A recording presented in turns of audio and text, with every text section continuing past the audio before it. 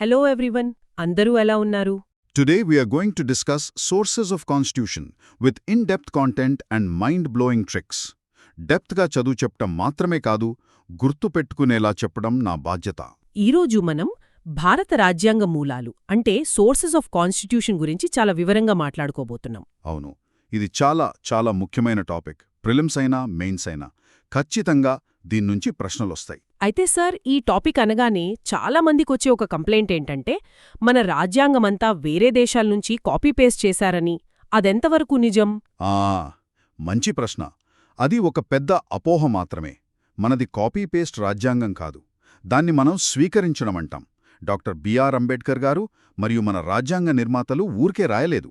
అవును, వాళ్లు సుమారు 60 దేశాల రాజ్యాంగాలను పరిశీలించారు. దాన్ని అంబేడ్కర్ గారు ransacking all the known constitutions of the world అన్నారు. అంటే ప్రపంచంలో ఉన్న గొప్ప రాజ్యాంగాలన్నిటినీ జల్లెడపట్టి మన దేశ పరిస్థితులకి ఏవి సరిపోతాయో ఆ ఉత్తమ లక్షణాలను మాత్రమే తీసుకున్నారు. అంటే ఇది కాపీ కొట్టడం కాదు, ప్రపంచంలోని బెస్ట్ ఫీచర్స్ నుండి ఇన్స్పిరేషన్ తీసుకోవడం. ఎగ్జాక్ట్లీ. సరే, ఈ video colourful hand written PDF మరియు ప్రింటబుల్ పీడిఎఫ్ కోసం స్కై అకాడమీ తెలుగు టెలిగ్రామ్ ఛానల్లో జాయిన్ అవ్వండి.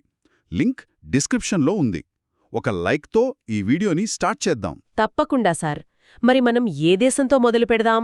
మనం మొదటగా జర్మనీ గురించి చర్చిద్దాం. వైమార్ రాజ్యాంగం అంటారు. Germany, okay. ఇది ఎగ్జామ్ హాల్లో వెంటనే ఫ్లాష్ అయ్యేలా ఒక చిన్న ట్రిక్ చెప్తాను. జర్మనీ అనగానే మనందరికీ ఎవరు గుర్తొస్తారు? హిట్లర్. Correct, Hitler. హిట్లర్ అనగానే ఏంటి? క్రూరత్వం, యుద్ధం, ఎమర్జెన్సీ, అంతేగదా? అవును సార్. హిట్లర్ పాలనలో ప్రజలకేమైనా హక్కులుంటాయా? ఈ సమయంలో ప్రాథమిక హక్కుల రద్దు అంటే suspension of fundamental rights during emergency అనే భావనను మనం జర్మనీ నుండి తీసుకున్నాం. హిట్లర్ మన హక్కులను లాగేసుకున్నాడు అని గుర్తుపెట్టుకుంటే చాలు. వావ్! హిట్లర్, ఎమర్జెన్సీ, హక్కుల రద్దు చాలా సింపుల్గా ఉంది సార్. అయితే ఇక్కడొక చిన్న ట్విస్ట్ ఉంది. ప్రీవియస్ ఇయర్ క్వశ్చన్స్లో చాలా మందిని కన్ఫ్యూజ్ చేసిన పాయింట్ ఇది. ఏంటది సార్? ఎమర్జెన్సీ విధించే విధానం అంటే ఎమర్జెన్సీ ప్రొవిజన్స్ వేరు, ఆ టైంలో హక్కులను రద్దు చేయడం వేరు. ఈ రెండూ వేర్వేరు దేశాల నుంచి తీసుకున్నాం. ఓ! ఎమర్జెన్సీ విధించే విధానాన్ని మనం గవర్నమెంట్ ఆఫ్ ఇండియా యాక్ట్ 1935 నుండి తీసుకున్నాం. కానీ ఎమర్జెన్సీ టైంలో ఫండమెంటల్ రైట్స్ని సస్పెండ్ చేయడం అనే పర్టికులర్ పాయింట్ని మాత్రం జర్మనీ నుంచి తీసుకున్నాం. మన హిట్లర్ ట్రిక్తో ఇది గుర్తుండిపోతుంది. అబ్బా, ఇప్పుడు చాలా క్లియర్గా అర్థమైంది సార్. ఎమర్జెన్సీ పెట్టడం 1935 యాక్ట్. కానీ ఆ టైంలో హిట్లర్ వచ్చి మన హక్కులు లాక్కుంటాడో, కాబట్టి హక్కుల రద్దు మాత్రం జర్మనీ. ఈ లాజిక్తో ఎగ్జామ్లో అస్సలు కన్ఫ్యూజ్ అవ్వను. పర్ఫెక్ట్. సరే, ఇప్పుడు మనం జర్మనీ నుంచి ప్రపంచంలోనే పెద్దన్న USA, United states of America వైపు వెళ్దాం. USA, okay sir. దీనికి కూడా ఒక సింపుల్ కీవర్డ్ ఉంది. ఆ ఒక్క పదం గుర్తుంటే చాలు. అదేంటంటే సూపర్ పవర్స్. Super powers? అవును, ప్రపంచంలో అమెరికా ఏంటి? ఒక సూపర్ పవర్, అగ్రరాజ్యం కదా? అవును. అలాగే మన రాజ్యాంగంలో ఉన్న అన్ని పవర్ఫుల్ అంశాలు, అన్ని సూపర్ పవర్స్ మనం అమెరికా నుంచే తీసుకున్నాం. ఉదాహరణకు ఫస్ట్ అండ్ ఫార్మోస్ట్ ప్రాథమిక హక్కులు, ఫండమెంటల్ రైట్స్. ఇవి ఎవరి సూపర్ పవర్స్? ప్రజల సూపర్ పవర్స్. మనకు నచ్చినట్టు బ్రతకడానికి, మాట్లాడటానికి, నచ్చిన మతాన్ని ఫాలో అవ్వడానికి. ఇవన్నీ మన పవర్స్. నిజమే. నార్త్ కొరియాలో లాగా గవర్నమెంట్ చెప్పిన హెయిర్ స్టైల్ చేయించుకోవాల్సిన అవసరం మనకు లేదు. అది మన ఫండమెంటల్ రైట్. ఎగ్జాక్ట్లీ, అది ప్రజల సూపర్ పవర్. తర్వాత సుప్రీంకోర్టు మరియు న్యాయ సమీక్ష, జ్యుడిషియల్ రివ్యూ. ఇది దేశంలోనే అత్యున్నత పవర్. పార్లమెంట్ చేసిన చట్టాన్ని కూడా తప్పని కొట్టేగల పవర్ ఇది. అవును. ఇంకా న్యాయ వ్యవస్థ స్వాతంత్ర్యం, ఇండిపెండెన్స్ ఆఫ్ జ్యుడిషరీ, ఇంకో సూపర్ పవర్. అలాగే రాష్ట్రపతి సాయుధ దళాలకు సుప్రీం కమాండర్గా ఉండటం, president as supreme commander of armed forces. చూసారా, అన్నీ పవర్ఫుల్ అంశాలే. వావ్, ఇది చాలా సింపుల్గా ఉంది సార్. యుఎస్ఏ అనగానే super powers, fundamental rights, supreme court, అన్ని పెద్ద పెద్ద పవర్ఫుల్ విషయాలే గుర్తొస్తాయి. ఈ ట్రిక్ చాలా బావుంది. ఈ సూపర్ పవర్స్ ట్రిక్ నచ్చితే ఈ వీడియోని ఇప్పుడే ఒక లైక్ చేయండి. ఖచ్చితంగా చేస్తారు సార్. కానీ నాకొక డౌట్. అడగండి. ఇలా మీరు చెబుతున్నప్పుడు చాలా బాగుంది సార్. యుఎస్ఏ అంటే సూపర్ పవర్స్, జర్మనీ అంటే హిట్లర్. కానీ ఇలా చాలా దేశాలు, చాలా పాయింట్స్ ఉన్నాయి కదా. క్లాస్ విన్నప్పుడంతా అర్థమైనట్టే ఉంటుంది, కానీ ఒక వారం తర్వాత రివిజన్ చేసేటప్పుడు అన్నీ కలిసిపోయి కన్ఫ్యూజ్ అవుతాను. ఏ దేశం నుంచి ఏది తీసుకున్నామో గుర్తుండదు. ఇది మీ సమస్య మాత్రమే కాదు, చాలామంది విద్యార్థులు ఎదుర్కొనే సమస్యే ఇది. దీనికి కారణం సరైన ఎక్స్ప్లెనేషన్తో పాటు రివిజన్కి పర్ఫెక్ట్ మెటీరియం లేకపోవడం. అవును సార్. అందుకే ఈ సమస్యను సాల్వ్ చేయడానికే మన స్కై అకాడమీ యాప్లో ప్రతి టాపిక్కి 4 రకాల పీడిఎఫ్లు అందిస్తున్నాం. 4 రకాల పీడిఎఫ్లా? అవును. ఒకటి మైండ్ మ్యాప్, మొత్తం టాపిక్ ఒకే పేజీలో బొమ్మల రూపంలో రివిజన్ చేసుకోవడానికి. 2 ప్రింటబుల్ నోట్స్, మీరు ప్రింట్ తీసుకుని హైలైట్ చేసుకుని చదువుకోవడానికి. ఓకే. 3 సమ్మరీ టేబుల్, ఎగ్జామ్కి ముందు చివరి నిమిషంలో ఫాస్ట్గా రివిజన్ చేయడానికి. ఇక 4ది most important memory hint PDF. నేనిప్పుడు చెబుతున్న ఈ ట్రిక్స్, కోడ్స్, కథలు అన్నీ ఆ ఒక్క పీడిఎఫ్లో ఉంటాయి. అబ్బా! అప్పుడు రివిజన్ చాలా ఈజీ అయిపోతుంది. ఖచ్చితంగా. పాత రికార్డెడ్ వీడియోలు చూస్తూ టైం వేస్ట్ చేయకండి. అప్డేటెడ్ ఎగ్జామ్ ప్యాటర్న్కి తగ్గట్టు ఇలాంటి మెమరీ ట్రిక్స్తో ఉన్న వీడియోలు, దానికి సపోర్ట్గా ఈ మెటీరియల్ ఉంటే ప్రిపరేషన్ స్మార్ట్గా, ఎఫెక్టివ్గా ఉంటుంది. యాప్ లింక్ కింద డిస్క్రిప్షన్లో ఉంది, డౌన్లోడ్ చేసుకోండి. తప్పకుండా సార్. ఈ మెటీరియల్ ఉంటే నా రివిజన్ టెన్షన్ తీరిపోతుంది. సరే, మరి నెక్స్ట్ కంట్రీ ఏంటి సార్? Next Canada. ఇది ఇంకా సింపుల్. ఓకే. కెనడా స్పెల్లింగ్ ఏ లెటర్తో మొదలవుతుంది? C. Correct. C for Canada, C for centre. కేంద్ర ప్రభుత్వం అంటే సెంటర్ బలంగా ఉండే లక్షణాలన్నీ మనం కెనడా నుండి తీసుకున్నాం. C for Canada, C for centre. బావుంది సార్. ఉదాహరణకు బలమైన కేంద్రంతో కూడిన సమాఖ్య, federation with a strong centre. మన దేశంలో రాష్ట్రాల కన్నా కేంద్రానికే ఎక్కువ పవర్స్ ఉంటాయి కదా. అవును. ఆ కాన్సెప్ట్ కెనడా నుంచే వచ్చింది. అలాగే కేంద్రం ద్వారా గవర్నర్ల నియామకం, appointment of governors by the centre. గవర్నర్లను సెంట్రల్ గవర్నమెంట్ కదా నియమించేది. అవును సార్. ఇంకా అవశిష్ట అధికారాలు కేంద్రానికే ఉండటం, residuary powers with the centre. అంటే యూనియన్ లిస్ట్, స్టేట్ లిస్ట్లో లేని కొత్త సబ్జెక్ట్స్ వస్తే వాటిపై చట్టాలు చేసే అధికారం కేంద్రానికే ఉంటుంది. ఇవన్నీ సెంటర్ని స్ట్రాంగ్గా చేస్తున్నాయి. అన్ని సెంటర్కి పవర్ ఇచ్చేవే. చాలా ఈజీగా ఉంది సార్. కెనడా అనగానే సెంటర్ గుర్తుపెట్టుకుంటే చాలు. గవర్నర్ నియామకం, రెసిడ్యూరీ పవర్స్ అన్నీ ఆటోమేటిక్గా గుర్తొస్తాయి. పర్ఫెక్ట్. ఇప్పుడు కెనడా నుంచి మనల్ని పాలించిన దేశం బ్రిటన్ వైపు వెళ్దాం. యూకే. బ్రిటన్. దీనికి ట్రిక్ కన్నా లాజిక్ ఎక్కువ పనిచేస్తుంది. ఆలోచించండి, మనల్ని దాదాపు 200 ఏళ్లు బ్రిటిష్ వాళ్లు పాలించారు. సో మన పరిపాలనా వ్యవస్థ అంటే అడ్మినిస్ట్రేటివ్ సిస్టమ్ అంతా ఎవరి ప్రభావంతో ఉంటుంది? వాళ్లదే కదా సార్. మనకు అలవాటైపోయింది. ఎగ్జాక్ట్లీ. వాళ్ల సిస్టమ్ మనకు కొట్టిన పిండి. అందుకే మన పరిపాలనకు సంబంధించిన ముఖ్యమైన అంశాలన్నీ వాళ్ల నుండే తీసుకున్నాం. అందులో కీవర్డ్ ఏంటంటే పార్లమెంట్. పార్లమెంట్. అవును, పార్లమెంటరీ తరహా ప్రభుత్వం, పార్లమెంటరీ ఫార్మ్ ఆఫ్ గవర్నమెంట్. మన లోక్సభ, రాజ్యసభ ఈ సిస్టమంతా వాళ్లదే. అలాగే చట్టబద్ధమైన పాలన, rule of law. Rule of law. Okay. ఇంకా ఏకపౌరస్వత్వం, సింగిల్ సిటిజన్షిప్. ఇది ఇంపార్టెంట్. అమెరికాలో డ్యుయల్ సిటిజన్షిప్ ఉంటుంది.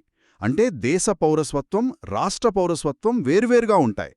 కాని మనది యూకేలాగే దేశం మొత్తానికి ఒకే పౌరస్వత్వం. అవును సార్. ఫైనల్గా స్పీకర్ మరియు క్యాబినెట్ వ్యవస్థ, స్పీకర్ అండ్ క్యాబినెట్ సిస్టమ్. ఇవన్నీ మన పార్లమెంటరీ సిస్టంలో భాగమే. సో సింపుల్గా యూకే అంటే పార్లమెంట్ అండ్ సిస్టమ్. అవును సార్. ఇది చాలా లాజికల్గా ఉంది.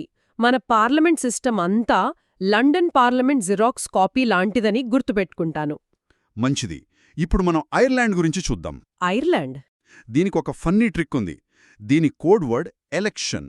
ఐర్లాండ్ వాళ్ళు ఎలక్షన్స్ పెట్టడంలో ఎక్స్పర్ట్స్ అని గుర్తుపెట్టుకోండి. ఎలక్షన్. ఓకే. ఐర్లాండ్ నుంచి మనం తీసుకున్న 3 ముఖ్యమైన అంశాలు ఎలక్షన్కి లేదా దాని లాంటి ప్రాసెస్కి సంబంధించినవే. 1 రాష్ట్రపతి ఎన్నిక విధానం, method of election of president. Okay. Election. 2 రాజ్యసభకు సభ్యుల nomination, nomination of members to Rajya Sabha. ఇది కూడా ఒక రకమైన సెలక్షనే కదా. అవును. ఇక 3ది ఆదేశిక సూత్రాలు, directive principles of state policy, అంటే డిపిఎస్పి. సార్, దీనికి ఎలక్షన్కి సంబంధం ఏంటి? మంచి ప్రశ్న. దీనికి ఇంకో కీవర్డ్ ఉంది, రెడ్ సిగ్నల్. ఈ ఆదేశిక సూత్రాలనేది ప్రభుత్వానికొక రెడ్ సిగ్నల్ లాంటివి. అంటే ప్రభుత్వం ఏవైనా చట్టాలు చేసేటప్పుడు, పాలసీలు చేసేటప్పుడు ఈ సూత్రాలను దృష్టిలో పెట్టుకోవాలి. వాటిని దాటి వెళ్లకూడదు అని చెప్పి నియమాలు. ఓ, గవర్నమెంట్కి గైడ్లైన్స్ లాంటివా? కరెక్ట్. అవి ప్రభుత్వానికి red signal. So Ireland is equal to elections మరియు రెడ్ సిగ్నల్. రాష్ట్రపతి ఎలక్షన్, రాజ్యసభ నామినేషన్, ఇంకా ప్రభుత్వానికి రెడ్ సిగ్నల్ లాంటి డిపిఎస్పీలు. Okay sir, Ireland is equal to elections. Connect అయింది. అయితే ఇందాక మీరు రాజ్యసభ నామినేషన్ అన్నారు కదా, మరి రాజ్యసభ సభ్యుల ఎలక్షన్ విధానం ఎక్కడ్నుంచి తీసుకున్నాం? అద్భుతమైన ప్రశ్న. చూసారా, అక్కడే పీవైక్యూ ట్విస్ట్ ఉంటుంది. రాజ్యసభ సభ్యుల నామినేషన్ ఐర్లాండ్ నుండి, కానీ వాళ్ల ఎన్నిక విధానం వేరే దేశం నుండి తీసుకున్నాం. ఆ దేశమేదో ఇప్పుడు చూద్దాం. సరే సార్. ఇప్పుడు 2 దేశాలను కలిపి చూద్దాం. రష్యా, అప్పటి యుఎస్ఎస్ఆర్, మరియు సౌత్ ఆఫ్రికా. రష్యా మరియు south Africa. First Russia. Russia అనగానే రుసరుసలాడటం అంటే కోపం అని గుర్తుపెట్టుకోండి. రుసరుసలాడటమా? అవును. మనం మన విధులు, మన డ్యూటీస్ సరిగ్గా చేయకపోతే ఇంట్లో పెద్దవాళ్లకి ఏమొస్తుంది? కోపమొస్తుంది. రుసరుసలాడతారు. అదే ట్రిక్. రష్యా నుంచి మనం తీసుకున్నది ప్రాథమిక విధులు, ఫండమెంటల్ డ్యూటీస్. విధులు చేయకపోతే కోపం వస్తుంది. అలాగే మన ప్రవేశికలో ప్రియాంబుల్లో ఉన్న న్యాయం అనే ఆదర్శం కూడా రష్యా నుంచే తీసుకున్నాం. రష్యా అంటే కోపం, సో డ్యూటీస్ సింపుల్. మరి సౌత్ ఆఫ్రికా? సౌత్ ఆఫ్రికా అనగానే మనకి ఎవరు గుర్తుకు రావాలి? ప్రపంచ ప్రఖ్యాతిగాంచిన వ్యక్తి గాంధీగారు. ఎగ్జాక్ట్లీ, మహాత్మా గాంధీ. ఆయన సౌత్ ఆఫ్రికాలో దేనికోసం పోరాడారు? అక్కడ ఉన్న వ్యవస్థలో ఒక మార్పు, చేంజ్ కోసం పోరాడారు కదా? అవును సార్, మార్పు కోసం. అదే మన ట్రిక్. సౌత్ ఆఫ్రికా నుంచి మనం తీసుకున్నది రాజ్యాంగ సవరణ, అమెండ్మెంట్ ఆఫ్ కాన్స్టిట్యూషన్, అంటే రాజ్యాంగంలో మార్పులు చేసే విధానం. వావ్! గాంధీగారు, మార్పు, రాజ్యాంగ సవరణ చాలా బావుంది సార్. ఇంకా ఇందాక మీరు అడిగిన ప్రశ్న, రాజ్యసభ సభ్యుల ఎన్నిక విధానం కూడా సౌత్ ఆఫ్రికా నుంచే. అబ్బా! ఇప్పుడు నా డౌట్ క్లియర్ అయిపోయింది సార్. రాజ్యసభకి నామినేట్ చేసే ప్రాసెస్ ఐర్లాండ్, ఎలక్షన్ ట్రిక్, కానీ ఎమ్మెల్యేల ద్వారా ఎలెక్ట్ చేసే ప్రాసెస్ సౌత్ ఆఫ్రికా నుంచి. పర్ఫెక్ట్. చూసారా, సబ్జెక్ట్ ఎంత డెప్త్గా ఉన్నా ఇలా ఒక పద్ధతి ప్రకారం, ఒక స్ట్రాటజీతో చదివితేనే గుర్తుంటుంది. దానికి సరైన గైడెన్స్ చాలా అవసరం. దాన్నే మనం ప్రాపర్ స్ట్రాంగ్ హోల్డ్ ప్రిపరేషన్ అంటాం. Proper strong hold preparation. అవును. అంటే ప్రతిరోజు ఏం చదవాలి, ఎలా చదవాలి, చదివింది గుర్తుందో లేదో ఎలా టెస్ట్ చేసుకోవాలి అనే దానిపై పూర్తి క్లారిటీ ఉండటం. అది ఎలా సాధ్యం సార్? మా 1-to-1 మెంటర్షిప్లో మేమిదే సిస్టమ్ ఫాలో అవుతాం. ఉదయం లేవగానే మార్నింగ్ మోటివేషన్ మరియు ఆ రోజు పూర్తి చేయాల్సిన డైలీ షెడ్యూల్ ఇస్తాం. ఓకే. మధ్యాహ్నం సబ్జెక్టుపై పట్టు కోసం ఆ రోజు టాపిక్స్పై ర్యాండమ్ ఆఫ్టర్నూన్ క్వశ్చన్స్ అడుగుతాం. ఇక సాయంత్రం సబ్సే most important evening oral test లేదా వైవా ఉంటుంది. దీనివల్ల జవాబుదాయితనం అంటే ఆన్సరబిలిటీ పెరుగుతుంది. అంటే రోజూ చదివింది రోజే చెప్పాలన్నమాట. కరెక్ట్. ఈ విధానం వల్ల విద్యార్థులు కంటెంట్ ఎక్కడ దొరుకుతుందా అనే వెతిక్కుంటూ సమయం వృధా చేయకుండా చదువుపైనే పూర్తి దృష్టి పెడతారు. వాళ్ల టైమంతా స్టడీ కోసమే యూటిలైజ్ అవుతుంది. ఇది చాలా అవసరం సార్. మా 1-to-1 మెంటార్షిప్లో జాయిన్ అవ్వాలనుకునే ఆసక్తి ఉన్న విద్యార్థులు ఈ నంబర్ నోట్ చేసుకోండి: 9491370061. తప్పకుండా సార్. సరే, ఇప్పుడు వరకు మనం చాలా దేశాల గురించి, చాలా ట్రిక్స్ గురించి మాట్లాడుకున్నాం. ఒక్కసారి క్విక్గా రివిజన్ చేద్దామా? తప్పకుండా. అదే మన మెగా ట్రిక్. ఒక్కసారి ఇప్పుడు వరకు మనం నేర్చుకున్నది రివైజ్ చేద్దాం. రెడీనా? Ready sir. USA. Super pass అంటే ప్రాథమిక హక్కులు, supreme court. Canada. C for Canada, C for centre, strong centre. Germany. Hitler. ఎమర్జెన్సీలో హక్కుల రద్దు. రష్యా. రుసరుసలాడటం, కోపం. సో ప్రాథమిక విధులు. South Africa. గాంధీగారు. మార్పు. రాజ్యాంగ సవరణ. బ్రిటన్. పార్లమెంట్ మరియు మన అడ్మినిస్ట్రేటివ్ సిస్టమ్. అద్భుతం! చూశారా ఎంత క్లియర్గా గుర్తుందో? అవును సార్. ఈ ట్రిక్స్ వల్ల ఇప్పుడు అస్సలు మర్చిపోలేను అనిపిస్తోంది. ఈ వీడియోని 1-2 సార్లు చూసి మన టెలిగ్రామ్ ఛానల్లోని పీడీఎఫ్ డౌన్లోడ్ చేసుకుని నోట్స్ ప్రిపేర్ చేసుకోండి. ఇంక మీరు మర్చిపోవడం అసాధ్యం. Thank you so much sir. ఈ రోజు సెషన్ చాలా చాలా యూస్ఫుల్గా ఉంది. ఈ వీడియో నచ్చితే తప్పకుండా లైక్ చేయండి, మీ ఫ్రెండ్స్తో షేర్ చేయండి మరియు మన ఛానల్ని సబ్స్క్రైబ్ చేసుకోవడం మర్చిపోవద్దు. పీడీఎఫ్ నోట్స్ కోసం మన టెలిగ్రామ్ ఛానల్లో జాయిన్ అవ్వండి. స్మార్ట్ ప్రిపరేషన్ కోసం స్కై అకాడమీ యాప్ని ఇప్పుడే డౌన్లోడ్ చేసుకోండి. మెంటర్షిప్ వివరాల కోసం 9491370061కి కాల్ చేయండి. All the best. I am your sky academy.